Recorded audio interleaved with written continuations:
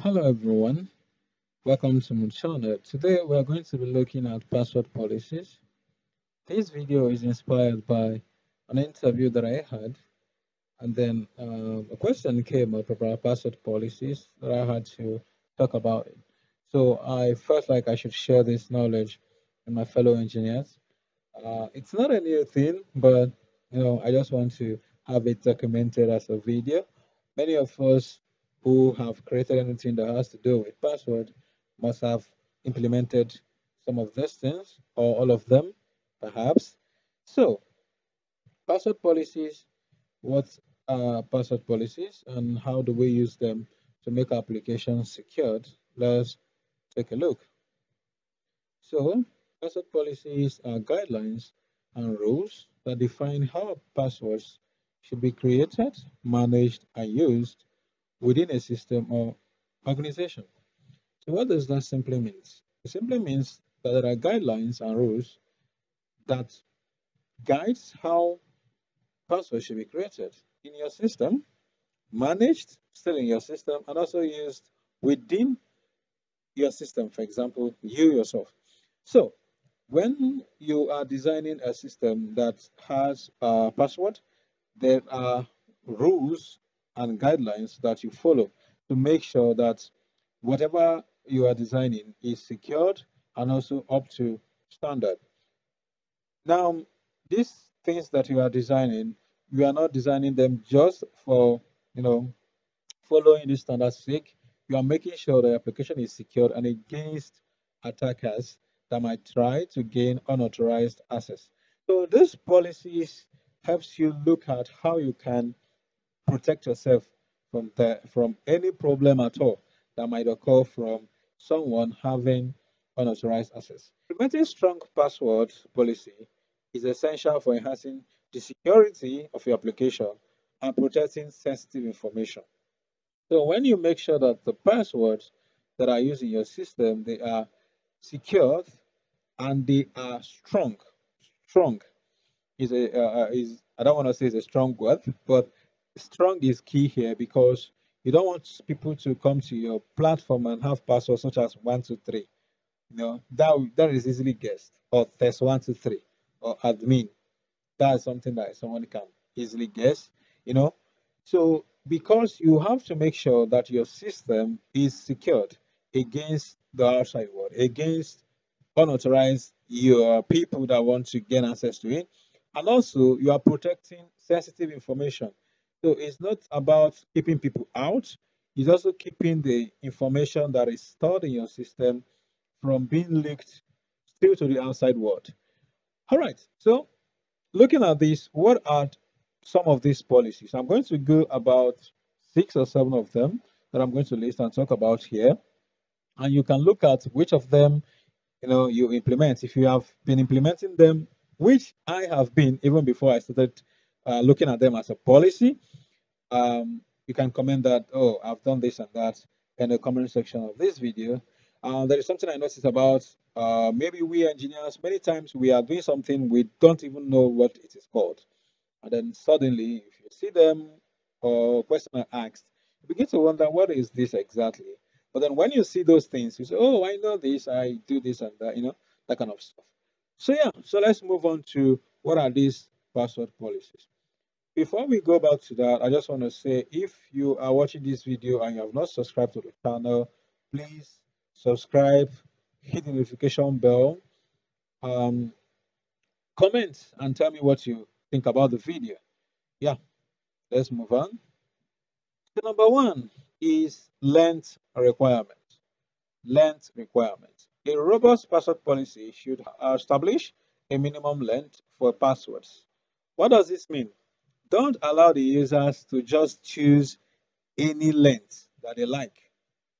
You set a minimum for them. This is number one password policy. So you don't want users to have password that is 2, the length is 2, or length is 3. Those kind of password are easily guessed. The recommended, it must not be starting point, is a minimum length of 8. At least that makes it a bit harder to guess. When someone has to guess its character, it won't be easy for them. This simple rule prevents easily guessable passwords and strengthens the overall security of users' accounts. So, having this password, having a minimum of length of 8 characters, makes it a bit hard to guess. When people use password that is like 1, 2, 3, 4, it is easy to guess. For example, if you see 4 characters, begin to try. If it is numbers, for example, begin to try different combinations of numbers. 1, 2, 3. Think about the person's date of birth. Think about something that happened. Think about today's date, or those kind of things. You begin to just calculate all those things you use to formulate whatever password you think that person might be using, based on it's just 4 letter. Oh, I can just try, you know. So password lengths keep people out. There is something I noticed from using mobile devices. Sometimes I would set my phone to require PIN to unlock, and PIN most of the time is four numbers. I noticed that people attempted it many times. Then I changed it to pattern. You had to draw a pattern. I also noticed that people kept trying different patterns in order to unlock the phone. But when I set it to password, many people do not even attempt it. Once they click on it and they see that it is locked with password, they just keep it because they don't want to try it. They don't know, first of all, they don't know how many, what is the length that I'm using. So they don't even know how many to type. And they don't know the kind of characters that I'm using. So in this case here, you need to make sure that the length that you require for your password when it's being created or when your users are creating password, the length you require has a minimum of 8. You can increase it, but it's up to you to make that choice. So what is the next one that we'll look at? The next one is complex requirements. The more complex creating of the password is, the more complex it becomes to guess it. So encourage or enforce the use of complex password by incorporating a combination of uppercase, lowercase letters, numbers, and special characters. This makes it more complex and helps to prevent, and not only prevent, but raises the bar for potential brute force attacks. So, in the case that somebody sits down somewhere and starts to form different combination of passwords and then keeps trying them, brute force attack, it can be automated with a script or whatever, and then keeps trying them. The more complex the password creation process is for your user, the harder it becomes for this kind of attacks to happen. So it's another policy that it's very, very likely for me that everyone should have it. Your password must have uppercase letters, it must have lowercase letters, it must have numbers, it must have special characters to make it more hard for people. So that somebody does use that, maybe their username. I've heard things like some people using admin as username, admin as password. What is that?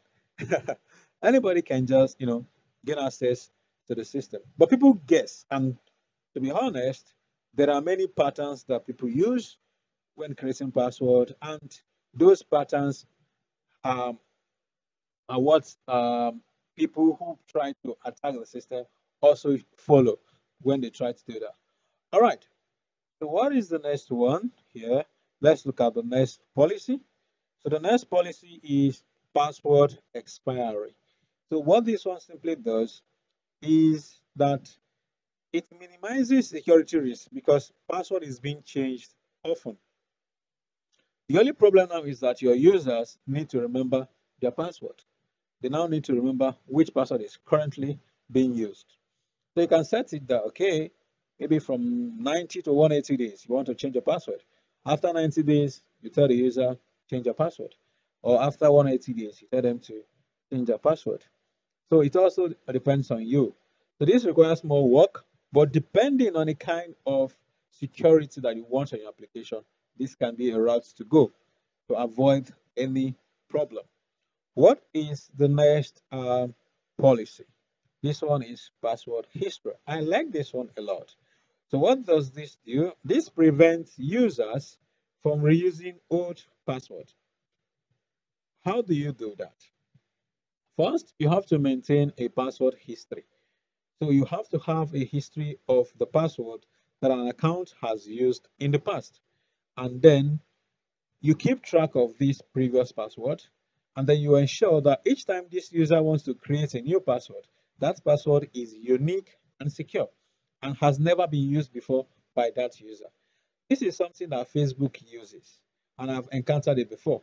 When I was trying to create a new password, I think I forgot my password or I just wanted to change my password.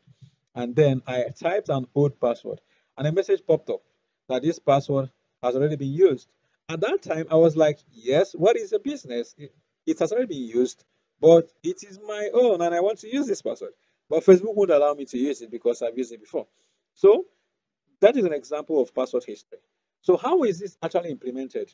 You know, what you simply do is that when a user creates a password, you hash it and you store the hash. You can have a table, somewhere that you store the hash and maybe your password history or something. So each time a user creates a new password, you store the hash. But what you simply do, which is an extra step, is that when a user creates a password, you check if the hash of that password already exists in the data in your database or wherever you are storing them. So if you hash the new password that the user is creating, and it is the same thing as a password hash that is already in your password history, then you know that this password have been used before. Obviously, I keep saying hash because you don't store password as plain. You have to hash them. So if I type 123 as my password, you don't want to store 123 in your database. We will get to why in the future. All right. So what is the next one?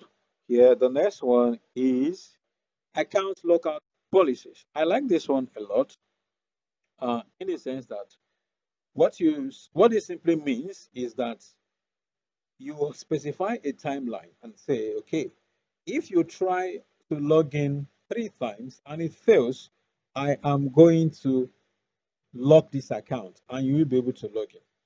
So what that simply means is that if somebody comes to the system, whether through brute force attack or whatever means, they try to log in and it fails 3 times, the account is temporarily locked.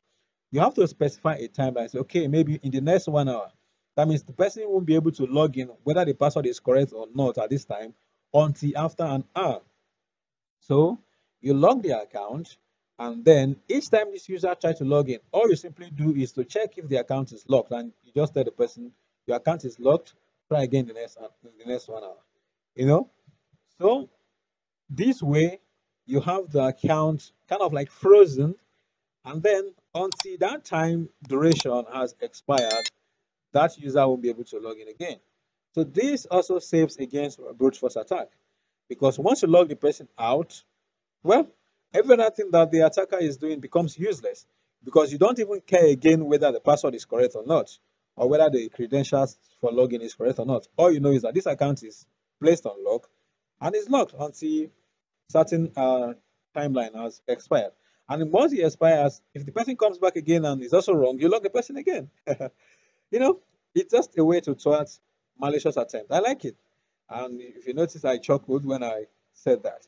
So tell me what you think about this kind of scenario. Let's move on to the next one.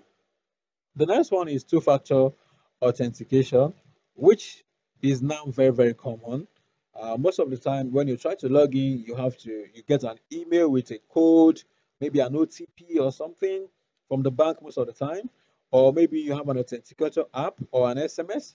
So you get a code that, oh, you are trying to log in. Please use this code to log in, and then you enter that code and proceed to log in. So this is another way to secure your application, to make sure that it's two-way. First of all, I trying to log into your system. I know maybe the email or whatever I'm using and the password. And then once I get it correct, you also mail me or send me an SMS or ask me to open my authenticator app to enter some code from there. So this way, you ensure that I myself am the one doing this, unless the attacker has access to my device, unless or my email account or my SMS or whatever. That is the only way this attacker will be able to get past this. And besides that, you can also apply account lockout here. What can you do? For example, if I enter the wrong code, you can set that, oh, if you enter the wrong code 3 times, I'm going to log this account. And boom, if somebody comes here and try to, oh, let me guess the code, that is being sent to this person, and the person gets it and gets it wrong 3 times, you lock me out. Maybe in the next 2 hours, I won't be able to do that. You know, that kind of stuff. So you can combine them, and obviously you many of these account policies that I'm saying are a combination. You can combine a lot of them. It's not like it's one, but you have to pick some of them that you have to apply. I haven't seen a system that has everything employed. For example, I've not seen the one that has password expiry and then also I can't log out. So, but it also depends on what you want to do, or the ones that I've come across, the ones that I've used. It all depends on that. There might be some system somewhere that has everything in place. I don't know. All right, and then finally, you want to also make sure that the password that your user give you is secure in storage. It is secured. You do not store password plainly. Even some data are not stored plain. So many times you see they talk about something like data at rest. Do you encrypt data at rest? So that data at rest we're talking about is when this data is, for example, in a database, is stored there, is resting, is not being transmitted, is not moving to any place. You would want to hash or encrypt some data, some information of your user. For example, maybe your user account number or your user security number, social security number for those in the US, or BVN number for those, for example, those around my Nigeria, their bank verification number. You don't want someone to gain access to your system and gain access to everybody bank verification number, everybody social security number, or everybody medical record number. You would like to encrypt such data. So the same way for your password, you don't store password plain. You hash password. You do not even encrypt password because you want a one-way thing, which is hashing. So you hash your password so that when, even if in the event that your system is compromised, when somebody gains access to your database, all they are seeing is just gibberish. And then when it comes to password, we also tend to add a sort. A sort is basically a random unique value that you add to the hash of your password. So if I enter 123, after hashing 123, then you add a sort, which is just some random unique values. This also makes it hard for for guessing or whatever that somebody wants to do. These are the password policies that you can employ into your system to make sure that your system is secured, and also make sure that your user information that is behind the walls of your system is also secured. And then finally, you should also educate your user on password leakage so that they don't leak your password to other people. You also have to educate them on the proper way to formulate a password to avoid issues. With that being said, please subscribe to the channel, comment, like, and share the video. I will see you in the next one.